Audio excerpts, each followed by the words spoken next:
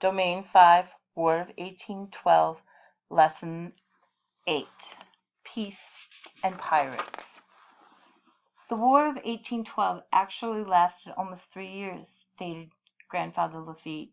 Both sides won battles here and there. The Americans felt dejected when the British burned Washington, D.C., but they felt jubilant when they successfully defended Baltimore and New Orleans. Who won the War of 1812? asked J.P.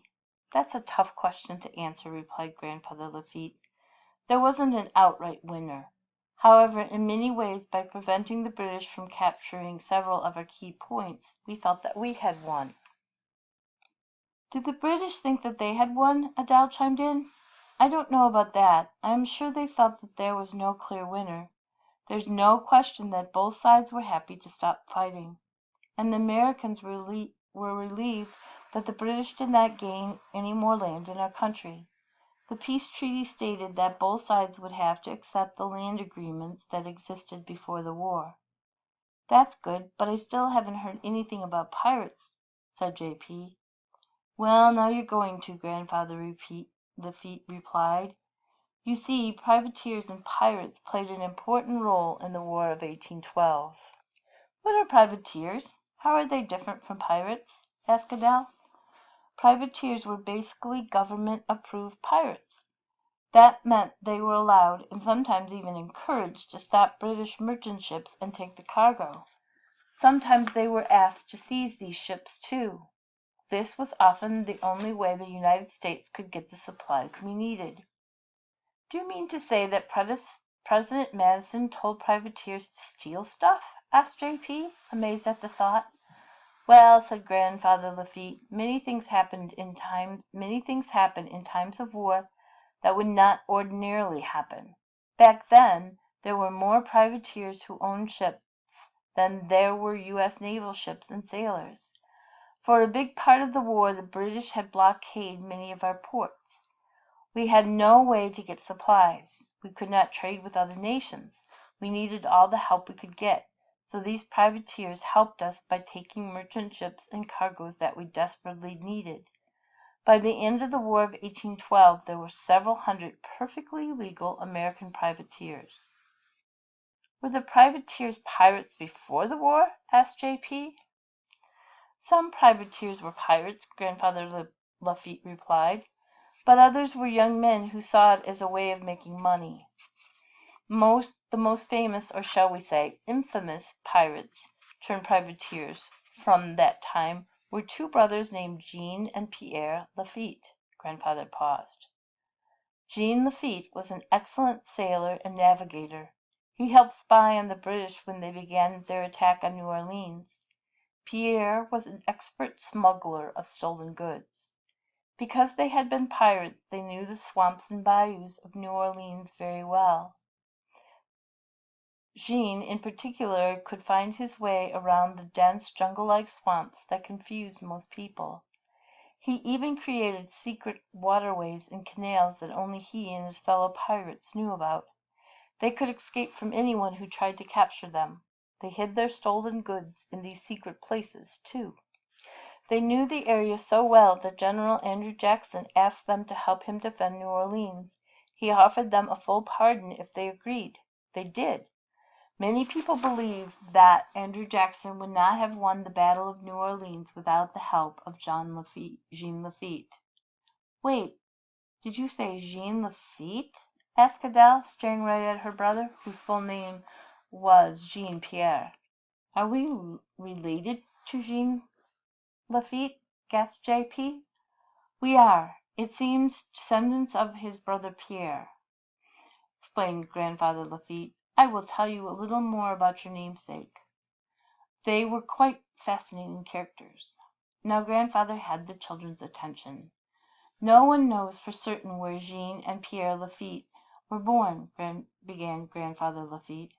Some believe that they were born in France, others that they were born in the French colony of San Domingo. Pierre was the older of the two, and they think he was probably born in 1770, whereas Jean was born around 1776, but no one knows for sure. I guess they don't have birth certificates for pirates, joked J.P. Both brothers were well educated. In fact, Jean spoke at least 4 languages. The Lafittes were such good pirates that they had a warehouse in New Orleans filled with stolen goods. At one point the brothers took over a whole island in Baratonia Bay, Louisiana. They called the island the Temple. This island was like a settlement full of smugglers and pirates, and Jean Lafitte was their leader. The pirates sold their stolen goods right there on the island, and everyone went there to shop, the rich and the famous, and even everyday farmers. "That's so cool!" exclaimed J.P., listening spellbound by his grandfather's story. "You could say that," laughed Grandfather Lafitte. "As the war moved into their home town, they used their secret waterways in the swamps and bayous to keep a close eye on the British. Despite Jean Lafitte's best efforts, the British eventually found his island. They seized his fleet of pirate ships and all the treasures he and his brothers had stored there." "Did the British capture Jean and Pierre, too?" wondered J.P. "No, the brothers weren't on the island at that time," Grandfather Lafitte replied. "Jean and Pierre Lafitte never thought of themselves as pirates. They considered themselves loyal patriots and businessmen.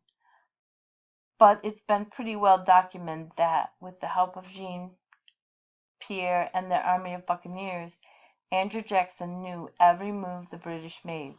Thanks to them, he was able to outsmart and outgun the British." "This is really the coolest story ever!" exclaimed J.P. "I can't wait to tell my friends that my ancestors were pirates." "I hope you'll also tell them all you've learned about the War of 1812, said Grandfather Lafitte. "You are now both experts on the subject. I'm sure your teacher will be very impressed with your new knowledge." "Granddad, you never told us what's in that journal," prodded Adele. She had been curious about Grandfather's journal ever since she noticed it when they first arrived. Grandfather Lafitte opened up the leather journal. Attached to the first page was an old, crinkly poster. He carefully unfolded the yellowing page. The Lafitte brothers advertised their stolen goods on posters and billboards in New Orleans. This is one of the posters. It may even have been in the hands of Jean and Pierre Lafitte, said Grandfather Lafitte. J.P. and Adele looked at the poster. It read, "Come one, come all, to Jean Lafitte's Bazaar, Saturday, for your delight, clothing, gems, and knickknacks from the 7 seas." The children read the poster several times. They both gently touched the delicate old document. Then Grandfather Lafitte folded it up and tucked it back inside the journal. "Now I suggest you two scallywags skedaddle. Take some time to think about all the things you have learned. As I always say, if we know something about the past, we can do a better job with the future." With that, J.P. and Adele hugged their grandfather good-bye and ran all the way home. The grassy fields in front of their grandfather's farmhouse were now bathed in the late afternoon sunshine. "We are related to pirates, Adele," J.P. said in a loud whisper to his sister, as the two raced excitedly home. "I know," whispered Adele. "I just don't know if we should tell anyone."